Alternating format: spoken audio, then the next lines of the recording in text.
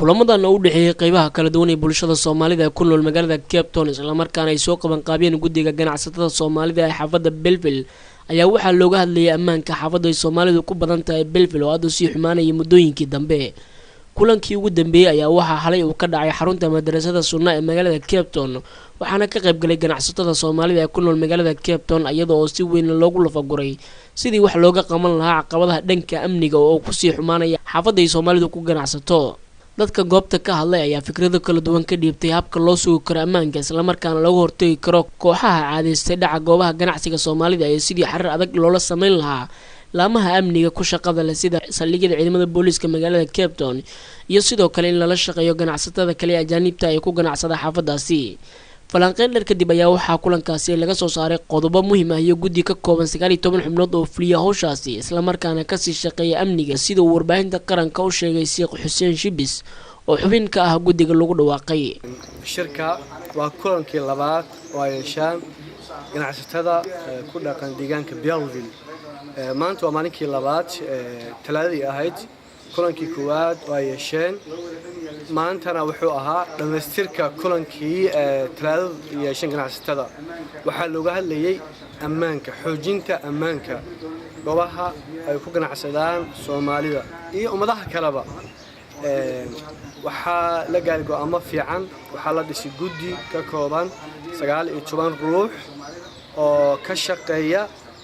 ammaanka. guddiga waa guddi loogu talagalay inay wax ka qabtaan ammaanka xiriirka hay'adaha ammaanka quseeya booliska iyo hay'adaha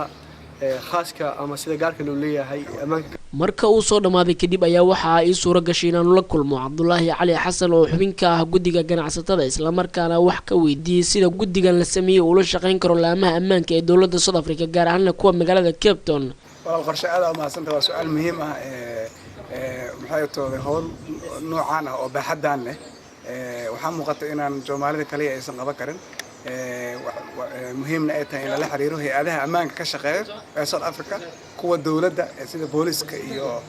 haddii ilaahay ku roon yahay iyo ciidamadooda kala duwan ee ammaanka ka shaqeeya iyo kuwa private sector-ka ah hay'adaha oo khaaska loo leeyahay ayagana ammaanka ka shaqeeya kulli muhiimad gooni ah leedahay in xiriir la sameeyo. sidoo kale waxa idana muhiim ah in xiriir la sameeyo oo dadka kala ganacsatada kale oo bini'aadanka kale ama South African ama Chinese ama Ethiopian ama haddii ilaahay ku roon yahay Pakistani kulligoodna waxaa noo socda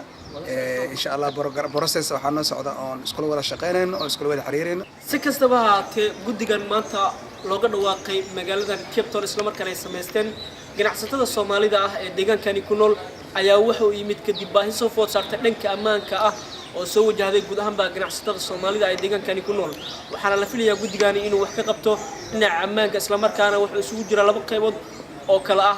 kuwa haga dhanka ammaanka iyo waliba kuwa ka shaqeyn doona diiwaangelinta iyo qorshooyin kale ee looga baahan yahay dhinaca ammaanka. Cabdullaahi Maxamuud Amiin,